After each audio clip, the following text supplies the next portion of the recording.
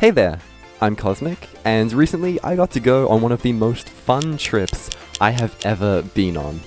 I got to visit China.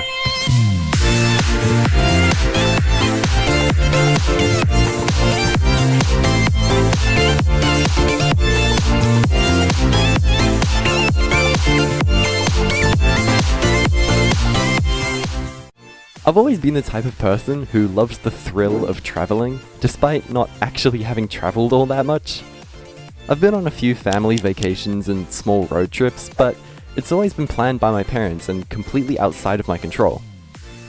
That's why last year, when I got the opportunity to go on an overseas trip to China with some of my friends, I immediately signed up. It took an entire year's worth of planning, saving money and preparation, but before I knew it, I was packing my bags and heading to the airport to board my flight. The flight itself took off late at night, so by the time I got on board, I was super tired. I don't really have much to say about the plane ride itself. I pretty much just closed my eyes and tried to get some sleep. And just like that, we arrived in Shanghai. We landed in the morning, which meant that despite only having gotten 1 hour of sleep over the past 24 hours, I still had an entire day's worth of activities ahead. So it's fair to say, I was very tired. By some miracle, I managed to make it through Chinese customs using the combination of words I knew from the language, those being ni hao and xie xie. But finally, I was able to step outside into the Shanghai heat. We were lucky enough to have a tour bus waiting, ready to take us for the roughly 40-minute drive to the Bund, located in the heart of Shanghai. Unfortunately, it was a bit of a cloudy day, but that didn't take away from just how incredible Shanghai is.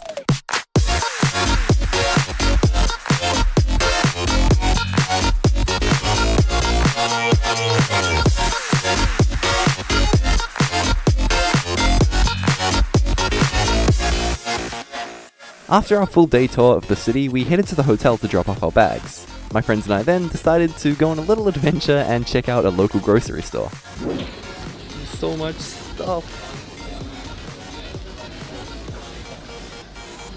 I don't know what any of it is. We spent quite a while here simply in awe at just how much random stuff they had, as well as how cheap all the prices here are in comparison to home.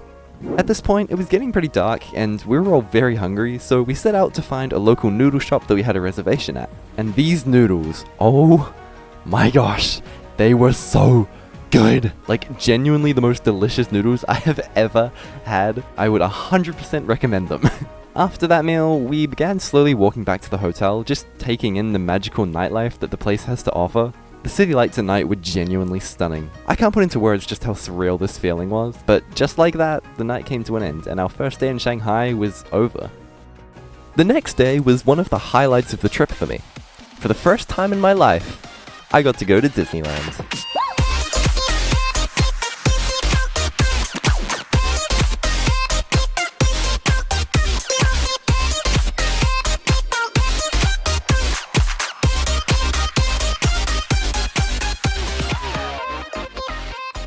Despite having a full day here, there is still so much that I didn't get to do. Regardless, for me it was such a euphoric high. Getting to explore such a magical place with my friends is something I'll never forget. Disneyland's atmosphere, simply put, is just electric. The rides, the theming, everything about it was incredible.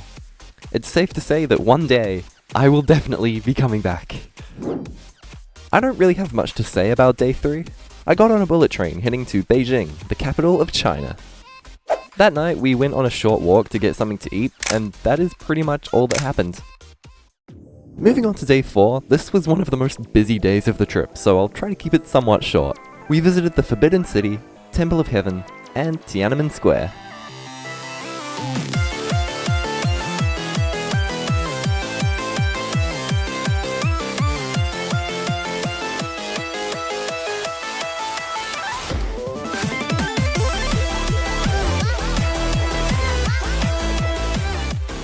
It was super cool seeing these historical sites, and the architecture was awesome too. After returning to our hotel, we once again found ourselves in search of something to eat and managed to find this little night market. We walked around for a while and then, of course, had to secure some snacks. The next day was another one that I was really looking forward to. We got on a bus and headed towards one of the 7 wonders of the world, the Great Wall of China. The videos I took can't even begin to show just how incredible these views were, and they only got better the higher and higher we climbed.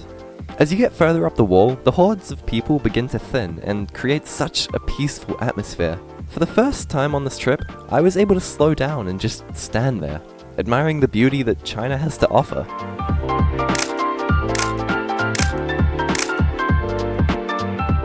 After enjoying a massive Chinese lunch, we then visited Summer Palace.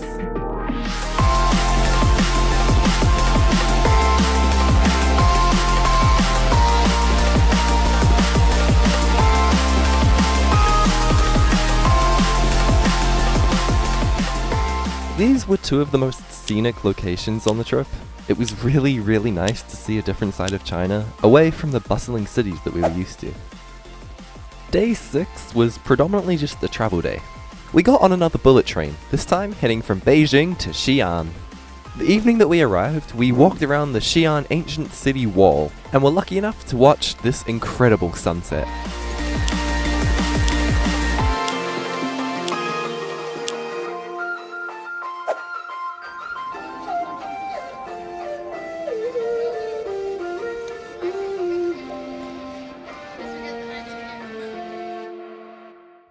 Throughout my time in Xi'an, we visited lots of different museums, looking into the more historical side of China. I feel like if I went through each place individually, then you would get bored very fast, so I'll go through them all quickly.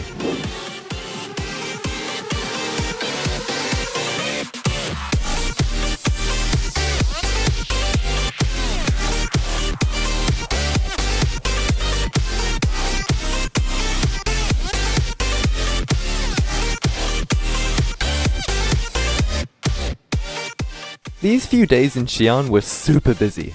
We visited so many different places, but before we knew it, our time in Xi'an was coming to an end. On our final night, we decided to go on a walk to the rooftop of a shopping center in the middle of Xi'an, creating one final memory of this amazing city.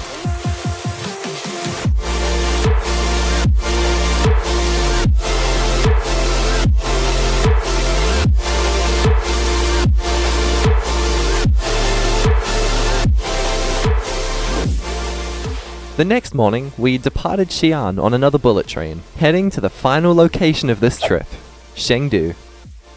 We transferred straight from the train station to the hotel, which looked crazy at night, before getting some much needed sleep. On day 10, we got to visit the giant pandas and the red pandas at Chengdu's Panda Center.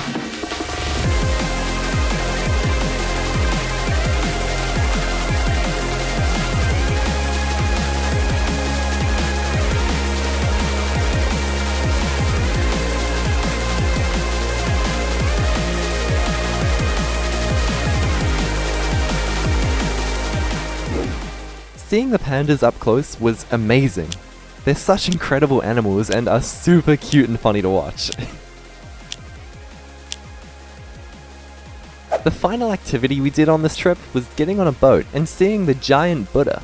My videos don't put into perspective just how enormous this statue is.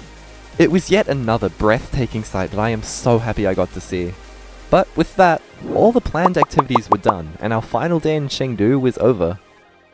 The next day, we navigated the densely packed train station before enduring a 14-hour train ride back to Shanghai. We had a little bit of free time in Shanghai before needing to be at the airport, so we visited a large mall to do some final shopping and take advantage of the extremely cheap prices. But before long, our time was up. I spent the plane ride home reminiscing on what an incredible time I had had. China is one of those places that I never even thought about visiting, yet somehow I would do literally anything to go back there. So hey, maybe this is your sign to get out there and try new things. Visit new places, get outside of your comfort zone because, well, there is just so much out there.